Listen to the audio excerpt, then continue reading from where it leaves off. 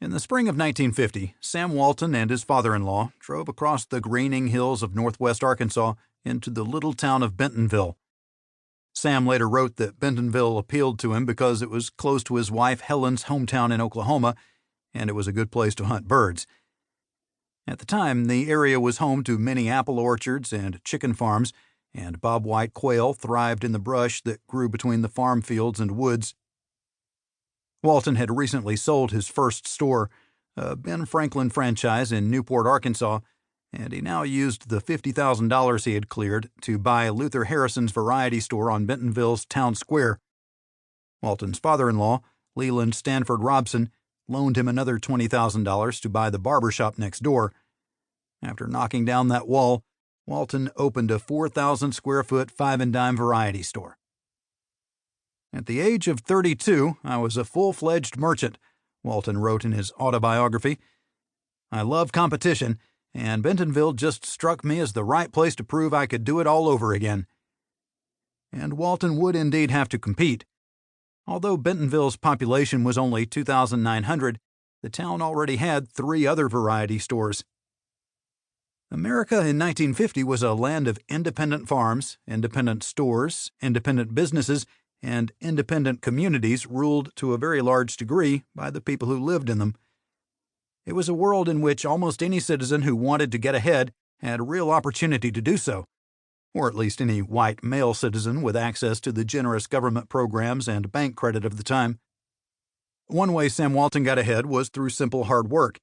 This included extensive travel to the small clothing factories of western Tennessee and the garment district of Manhattan to save a few pennies by buying straight from the manufacturer.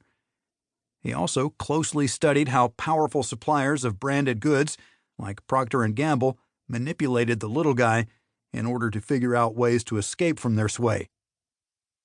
The Walmart Museum in Bentonville today describes Walton's five-and-dime as a huge success. Yet at 80 feet by 50 feet, Walton's original store was anything but huge, nor was the chain of 24 stores Walton built over the coming 2 decades in any way huge. By 1967, yearly sales per store still barely topped $500,000.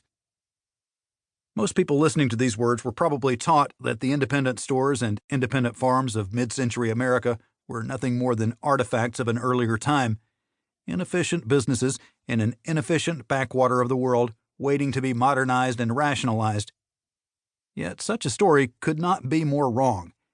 As we will discuss over the course of this audiobook, the political economy of Bentonville in 1950 was very much by design. Not only the outlines of the fields and the size of the stores, but even how its citizens thought and acted were to some degree the result of 2 centuries of hard political struggle by the American people, expressed in thousands of laws and policies designed to protect the liberty of the citizen and democratic institutions.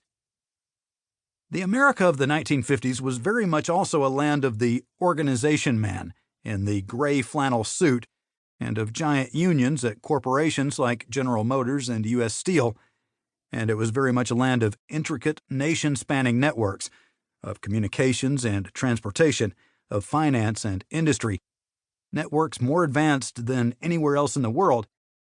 These systems, taken as a whole, had helped to empower Americans to fight and win a 2-front war against Germany and Japan. But the fact that 5 years after the end of the war, America was still home to millions of prosperous, family-owned farms and stores, and family-owned trucking companies, and family-owned insurance agencies, and family-owned bakeries, and family-owned ice houses and slaughterhouses, was the result of millions of American families rising up time and again to keep the financier and corporate lord out of their business. So, too, was the fact that millions of American working people could count on strong unions to protect them in their work. As we will discuss, it was a design that consciously elevated the protection of individual liberty and democracy above certain forms of efficiency. As we will also discuss, it was a design that, in many respects, proved to be far more efficient than many of the systems imposed by the monopolists.